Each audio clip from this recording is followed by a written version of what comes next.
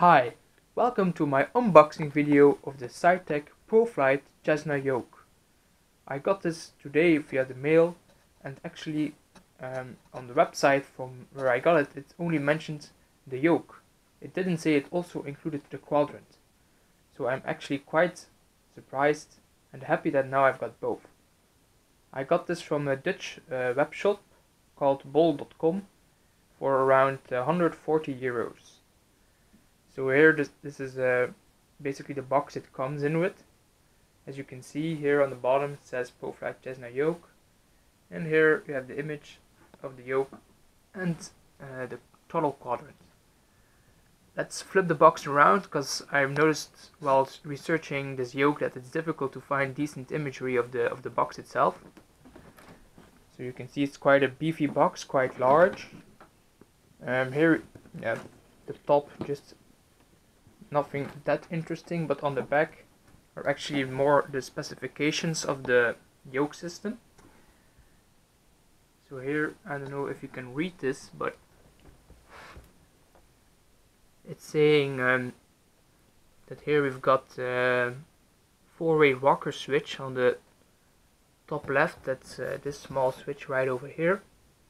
And then above that we've got a head switch. The ProFlight Cessna doesn't come with the LCD as the normal ProFlight yoke does, so you just have the small Cessna logo. Here's some more information. So you have two-way rocker switches, one up and down, one left right. Then at the back you have two buttons, which are usually used, for example, for push to talk.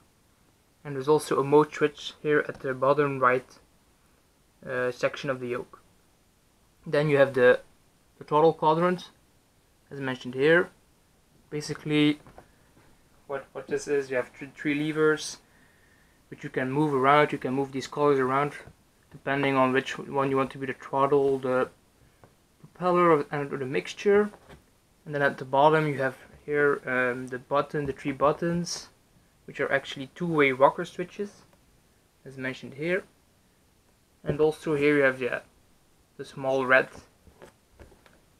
indication of the idle detent. Then here is a bit more background information, I guess, that it's modeled according to the Cessna, authentic Cessna. Here you have a bit of information about secure clamping, so how to mount it to your desk. We'll go into that later. Something about the software, and then here it says compatible with all major flying games. Okay, so I suggest we open it up and see what's inside. So yeah, just default opening here, some plastic on top, which is a bit fiddly to remove with only one hand. Get my Swiss knife out so we can open that up. So here we go. Voila.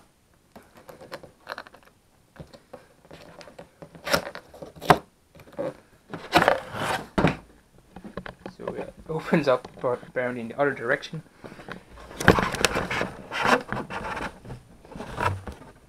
Yeah, sorry for all the shakiness.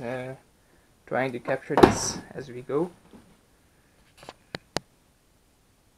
So immediately when you open the box, you can see it's all nicely packaged in some carton boxes as well. Here we have, yeah, I guess the manual, you could say. Official licensed Cessna product. Yeah, it seems like some drivers, small manual. We'll put it aside. So here's the packaging it comes in with. Let's remove this. Voila. And here we have the pièce de la résistance, the actual yoke itself.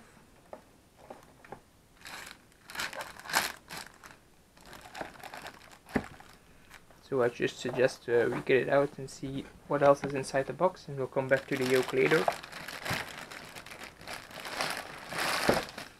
So it's actually, it's not super heavy, it's okay, it's doable. You can see I can lift it with one hand. I would say it's around, give or take 2 kilos, 2.5 kilos.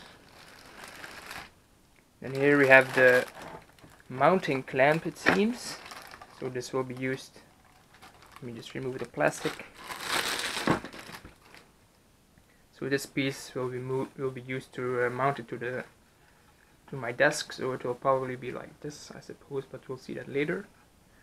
What else do we have inside the box? So what's underneath this? Here, cover for the throttle quadrant. Let's just put that aside. And here we have the actual throttle quadrant itself. So we have fairly basic 3 levers. We again remove the plastic real quick. With one hand it's a bit of clumsy, but okay. So let's try to get a nice shot of the throttle quadrant. So you can see here the 3 bottoms, the 3 two-way buttons at the bottom. There's a small LED here which has power. I don't know if you can read that. These are the throttles levers themselves. And at the back we have here a connector which goes into, I guess, the yoke. So let's put that aside and see what else we have in the box. Yeah, so this is part of the mounting system. It's a big screw, I guess. What else do we got here? I'm guessing this is to mount the throttle quadrant to a desk.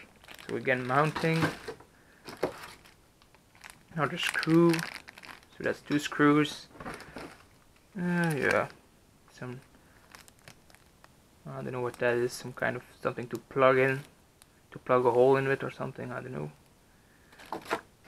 And we actually have 2 of those things, so I guess it will become clear once we install it. So yeah, that's everything inside. Let me just put it all together so you get a nice picture. So let's see. We have what we have here. So on top we seem to have, this is a CD DVD drive with drivers. Some stickers. Not really into stickers. And then we have a small booklet with more information on how to get started, I suppose. So I'll go through this. You have the contents of the booklet.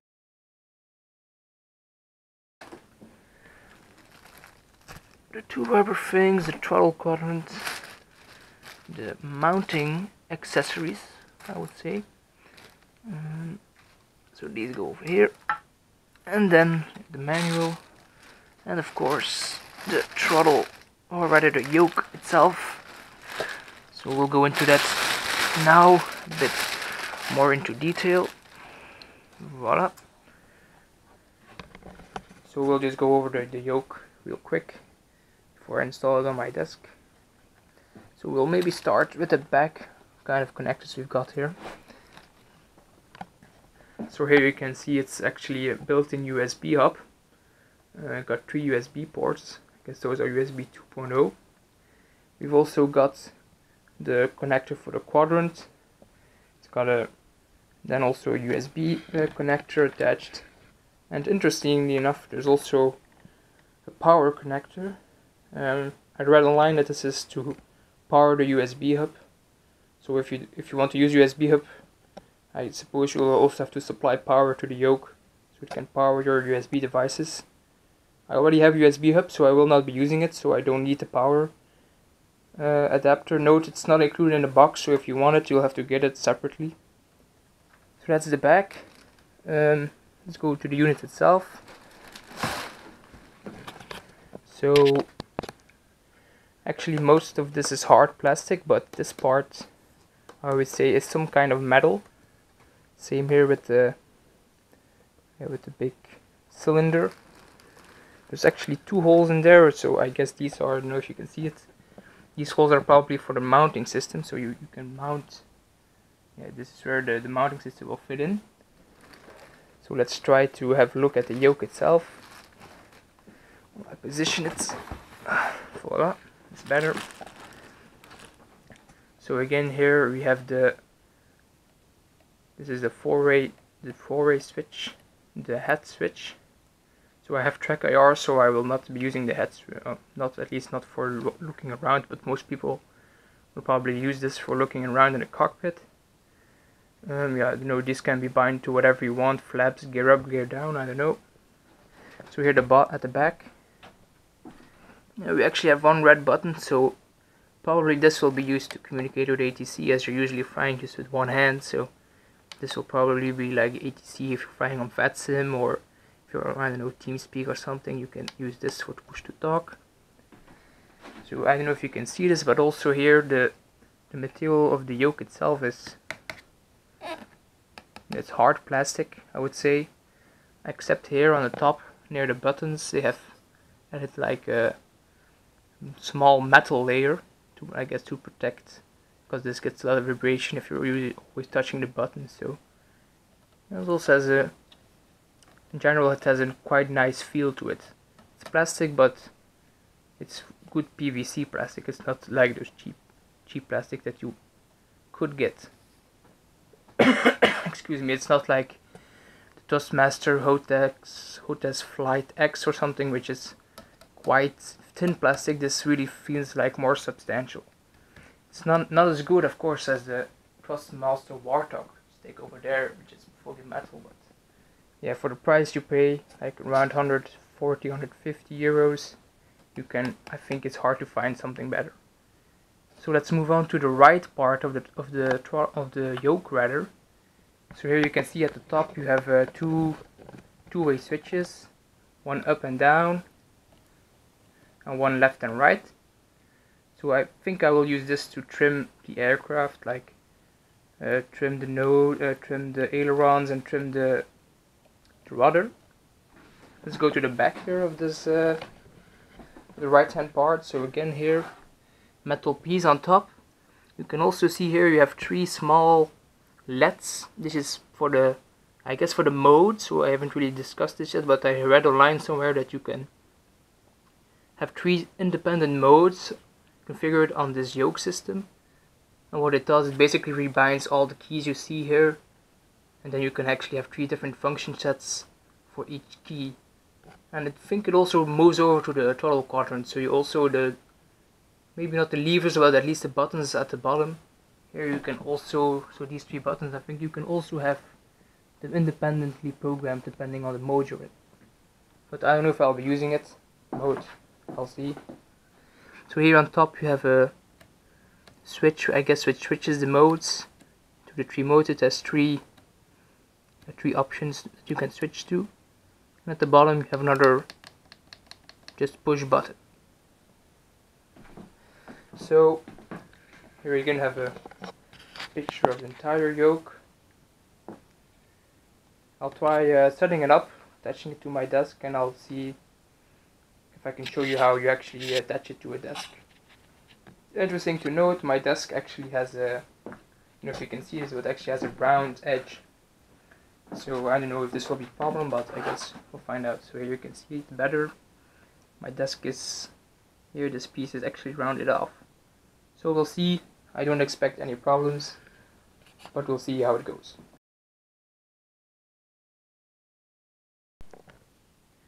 Hi again. So short description about the mounting system for the yoke.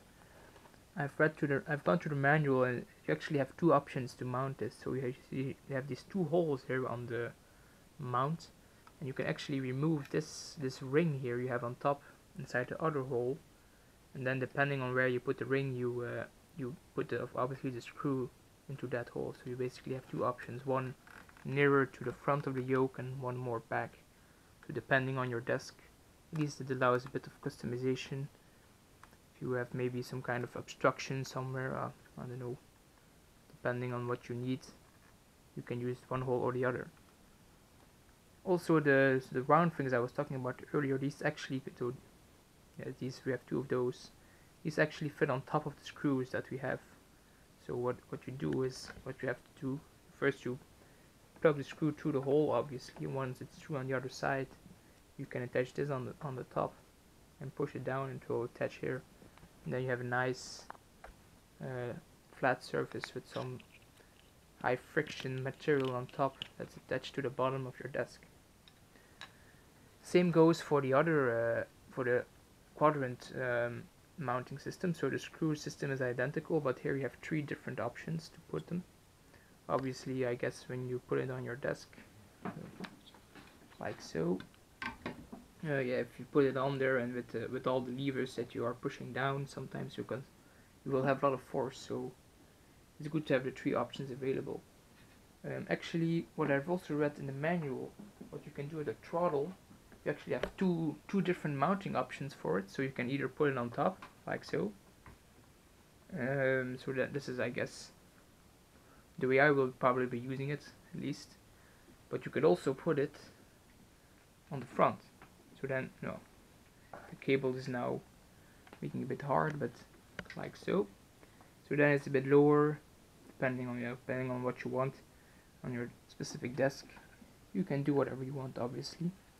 I didn't see any screws with the system, so I'm guessing, because you have to screw it down on the top, so I'm guessing those, maybe I missed those, or you might have to just use your own screws or whatever.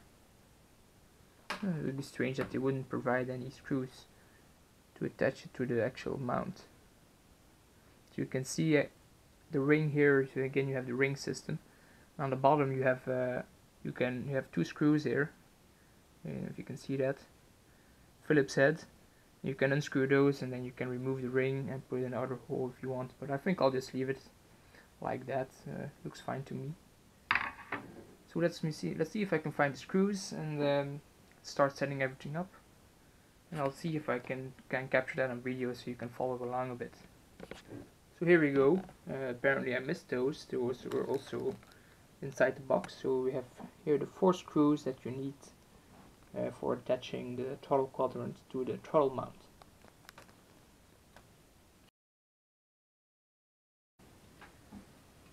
So welcome. We'll try to mount the throttle to the throttle mount. So I don't know if you can see this, but it's actually, so there's 2 options. You can either put the throttle quadrant on top of the mount or in the front here. If you put it in front, you actually, the provided screws are quite comfortable. So let me try and put, screws are quite large to really have a lot of, you could say, quite long. So they're definitely long enough to mount the throttle quadrant at the front. But if you, on the other hand, or like what I want to do, if you want to mount it on the top, so you can see here they have this these rubber pads just to increase the friction. If you put it on your desk, this part will be touching your desk, so it's good to have these rubber rings here so that it prevents your throttle from slipping, gives more friction. But the downside appears to be that it also takes up quite some depth. So the screws that we have, you can see it, I guess they will fit, but it only just fits only. It's not very over-dimensioned. I would say having a bit larger screws would actually be better in this circumstance. So you can see if I put it through and you really screw it down, you can get, I would say, like 2 to 3 millimeters at most, which is fairly limited. So I'll try putting this on top of the throttle quadrant. I won't bother you with that, because this will probably be me just being quite clumsy for like 10 minutes to get this mounted. I actually have to make a small correction to what I said earlier. So the screws, when you screw them in, I don't know if you can see this, but they actually go down a bit inside the rubber. So you gain another, I would say, 2 millimeters. So that makes a total of 4 to 5 millimeters that the screws are inside the throttle quadrant. So I would say that appears to be more than enough. It's quite sturdy at the moment, so let me just show here. So this will be attached to the desk. Obviously it will be on the other side, because the Cessna's got its throttle on the right, like so. So I'll continue with first attaching the clamp on the bottom. And I'll see if I can try to film that for you. and then I'll continue over to mounting the yoke to my desk. So here we are again. We've got the screw obviously, and here the friction surface on top. So what you first have to do is just put it in, not too far so you can still fit your desk. If it's clear, just flip it over. So you screw it in on one side, and then just on the other side you attach the friction surface on top of the small ball. Push it down like so. That's firmly attached. So let's now try to, let me just show you a bit closer. Fairly normal system. So you screw this, it comes up and goes to your desk. So let me just attach this to my desk.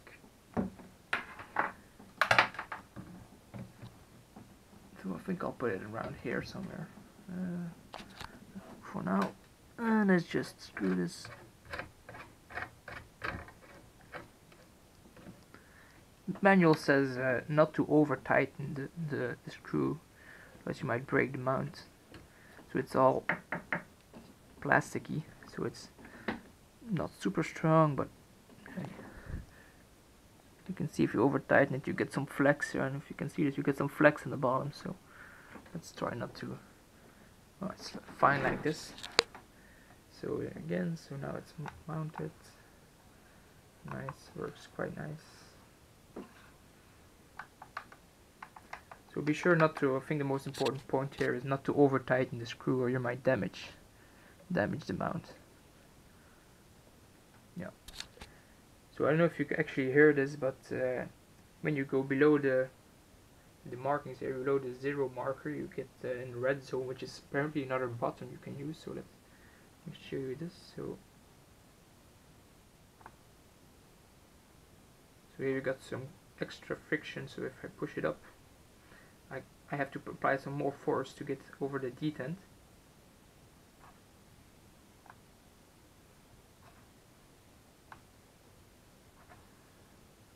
That's the same with all 3 levers, so they all have this. Actually going down is quite easy, but going up again you have to push a bit harder, so it's not even the friction across the detent. Going down, easy. Going back up, also easy, but a little bit less easy, let's say. So here I just wanted to show you another feature of the throttle quadrant. So I mentioned earlier you can remove these colored top parts and just interplace them.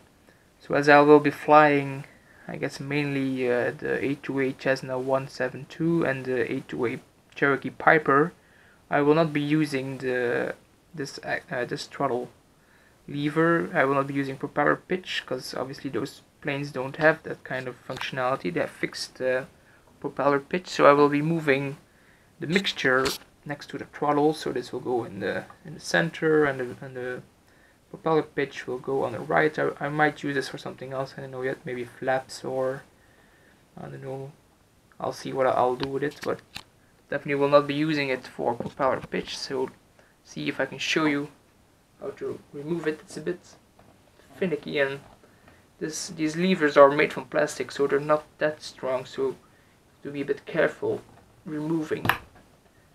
They come off if you pull them, but again, be careful when you do this, because you might damage the levers. And you just put them back on. Apparently there's not really any click you hear. Yeah, you just have to, yeah, there is, you just have to push a bit harder. There you go. Here I go. So now I have the throttle and the mixture set up right next to each other, so I can use those two and just use this for something else. So here we have the yoke and the mount. So it's fairly self-explanatory, I would say. The system with the screw is the same, the clamp is the same, only this mount is a bit different. So I've shown you earlier, let me show you again. So here in the front you have 2 holes, one and one on the other side, and in these holes you just got to put in the mount. So here you have the top pointy thing, and you just put them inside the hole and then you can mount it to your desk. So let's do that.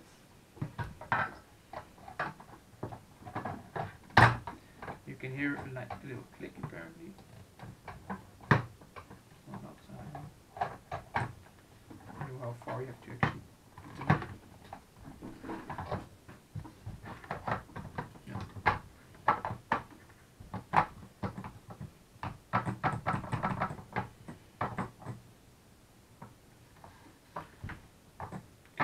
As far as you can go. So once that's in place, same ID as before. Take screw it in near the bottom. You can really hear all the plastic, but okay, it's fine by me. So screw is in, and then you put the friction surface on top, and you just screw it to your desk.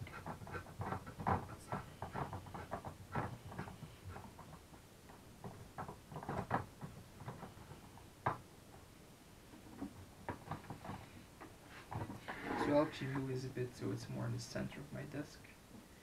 You can still see this. So it's not really that. I'm just tightening the screw so it's more firmly attached to my desk. Yeah, so I would say now it's actually quite okay. So let's bring the camera over here. So as you can see, you do lose some space, obviously, here with the column of the yoke, but that's to be expected, I guess. Yeah, so this is just the travel you get on the column. Nothing too spectacular, but okay. I'm not a real life pilot, so I don't know how this compares to the real yoke in a Cessna. Here you can actually see that they have cut a small part out of the column, possibly to save some material and reduce the weight. So just turning, so you get 90 degrees of travel on each side for the ailerons. So yeah, if you release it, it comes back to central position. It's not that, you can see it's not completely horizontal, but I guess it's okay. Same if you lower the nose, comes back, you pull the nose up, also returns to center position.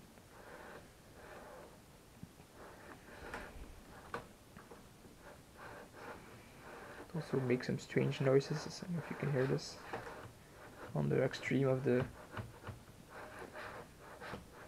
column. Yeah, okay. So here, let me just show you a side view of how it's mounted to my desk.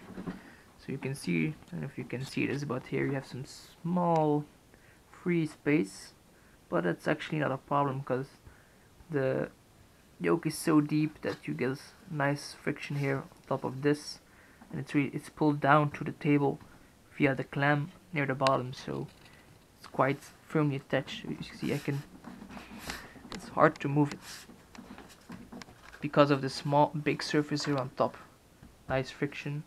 So the same with pulling it. It will not be a problem. It will not come loose. Again, because of the big surface you have here.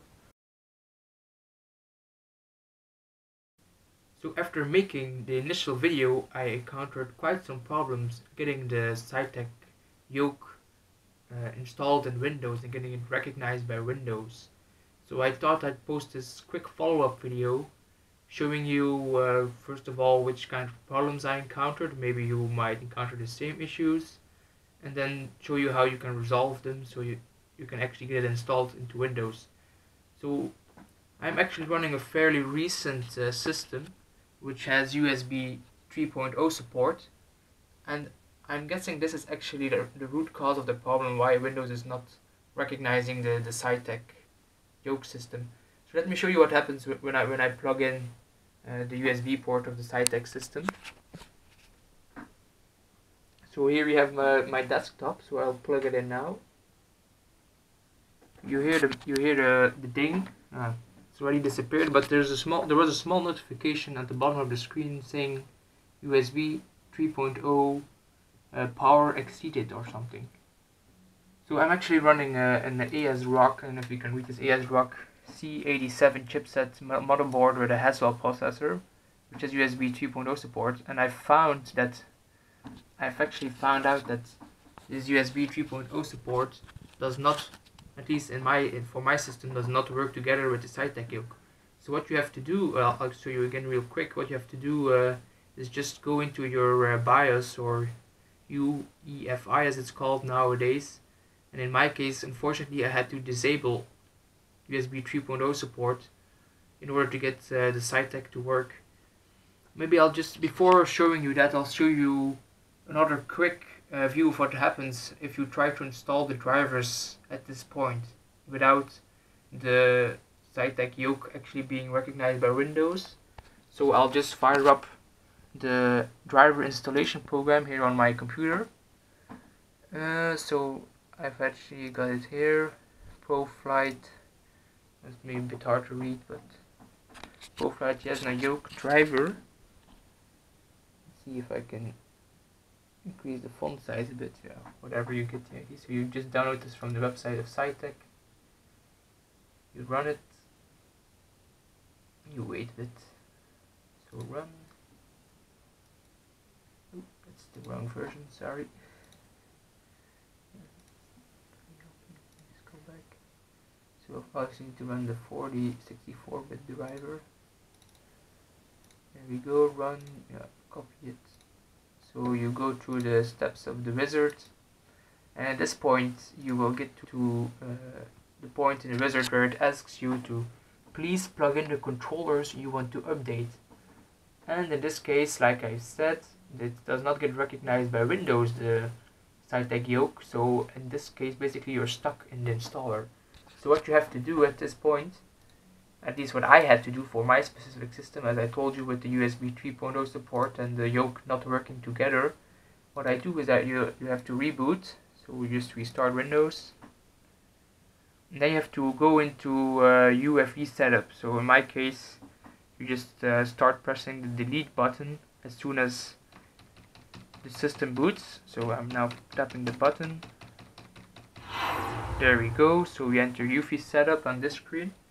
And in my case, what I had to do is go towards advanced category. And here we have some options near the bottom to configure the USB support in the chipset. So obviously these are the settings I get in the ASRock Z87 chipset motherboard. But I've searched a bit, and the only way I got it to work was actually just disable USB 3.0 mode altogether. So put this on disabled. There's also an option here, legacy USB support. I'm not sure if this actually influences the support of the Yoke in Windows or not, but just to be sure I also disabled this, and this completely patch also disabled. Note though that I'm guessing if you disable these lower two settings, basically your motherboard chipset might not recognize your USB based keyboard. So next time you want to enter UEFI setup tools, you'll have to use a PS2 based keyboard, so something else than USB, the old legacy PS2 keyboard. So maybe I would recommend first trying to just disable USB 3.0 mode, and if that's enough, fine. If it's not enough, come back here and disable these modes, with the additional caveat that if you disable the legacy USB support mode, in my case your USB based keyboard will not work in UEFI mode, so you cannot get back into this menu. Of course it will continue to work in Windows, but it will not work outside Windows. So yeah, after you save this and you just exit UEFI setup, you go back into Windows, you run the driver setup, and then everything was working fine for me at least. So apparently for USB 3.0 chipsets based on the Z87 chipset which I got in my system, there are certain issues with certain USB 2.0 devices like the Saitek Yoke. I have other controllers like the Trustmaster HOTAS doesn't have any problems when I run USB 3.0 mode. Even just to clarify, I'm not plugging the Saitek Yoke into a USB 2.0 port. No, I'm plugging it into a 2.0 port, and apparently the USB 3.0 setting also influences the ability of Windows to recognize the yoke in USB 2.0 ports. So, strange behavior. I'm actually running the latest chipset driver, latest BIOS for my system, so I actually don't really know the root cause, but this is a workaround that you can follow should you encounter the same problem to get it working at least in Windows. So that, to conclude, this was my initial look at the Saitek Pro Cessna Yoke system. If you want me to post a follow-up video in a couple of weeks while I get used to using the yoke in FSX, flying the 828 Cessna, the 828 Piper Cherokee, and even the PMDG 737 next generation, please comment in this video. I would also appreciate a thumbs up, and thank you for watching, and have a nice and safe flight.